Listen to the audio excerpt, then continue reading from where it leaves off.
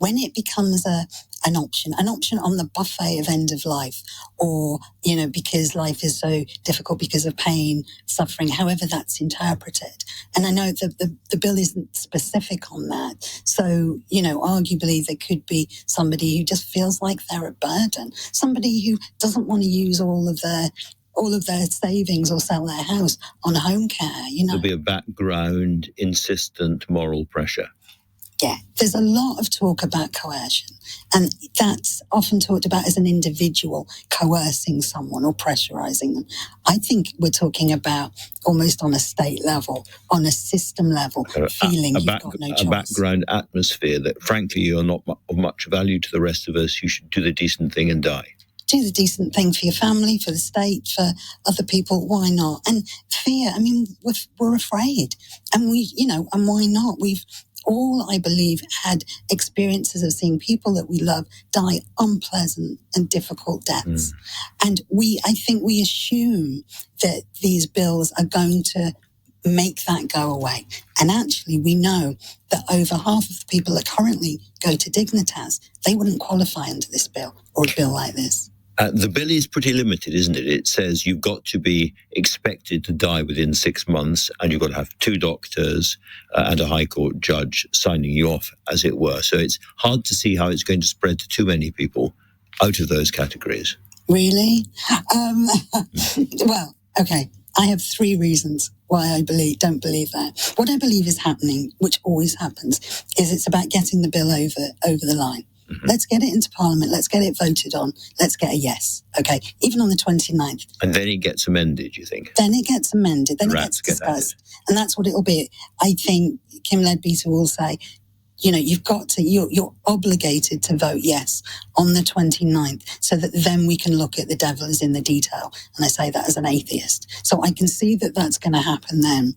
And then it gets very, very hard to say no. Once it's in, the principle of allowing state involvement in the deaths of some people has been proved. And once has been not proved, but allowed. Established. And voted on. Established, thank you.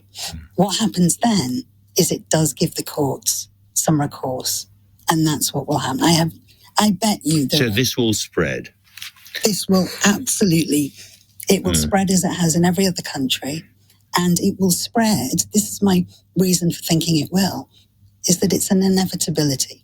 You bring in a law that grants rights for some groups of people, it becomes discrimination not to give those rights to others. And indeed, that is what has happened in Canada, as I understand. It's been discrimination laws which have spread the categories of people under their version of this same law. Let me put to you, however, I remember talking to Sue Leith, who was sitting just where you are, talking about her brother who had bone cancer. And she said to me, the trouble with bone cancer is it doesn't kill you. Not until the cancer spreads from inside the bones to other vital organs and eventually does its fell work. Yeah. Meanwhile, you are in absolute agony. He was screaming day after day for a very, very long period of time in huge agony and was desperate to end it. And there was no way that it could be ended for him. People like that, surely they have a very strong human case too for wanting a different system. Well, they're often the stories that we hear that make this really difficult and make it seem that somebody that objects That's why I mentioned it, yes. But, must have, why would you want that? Do you want suffering? I guess what I'm looking at is, no, I'm not denying that or saying this is easy, but I'm saying that are we in a position to listen to these stories where people are not getting the right support at the end of life, or we don't know what support they would need, versus the protection of those who are not vocal and who may be affected by the bill. So you would argue that individual tragic cases do not make good general law? Absolutely. And you're off, I know, to talk to MPs yourself now.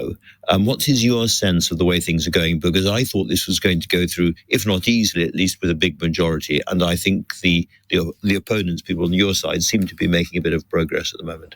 Well, I think whatever you think, whatever you believe on this subject, and I think there's a lot of, particularly the newer MPs who really don't know what to do. This is a private member's bill. It will be their first private member's bill. So they've got to learn that on top of everything else. And it's one of the most hot issues of our lifetimes in a way. and complicated. I think the fact it's being brought in quite hurriedly, there's 18 days till the bill and we've only just seen it. And like I say, it's a private member's bill. It won't get the time. It gets 5 hours on the 29th. I think there are real fears that this is something. This isn't in the manifesto. This wasn't in the King's speech. This to be one of the most major things and first thing that Labour brings in when they've got a lot of sorting out to do. I don't think people are comfortable with that, whichever side of the fence you sit on with this. It's difficult. I don't want people to suffer. None of us do. I just don't believe that involving doctors in end-of-life decisions so that assisted suicide becomes a medical treatment, I don't believe it's safe. Liz Carr, thank you very much for coming and explaining that to me. Thank you.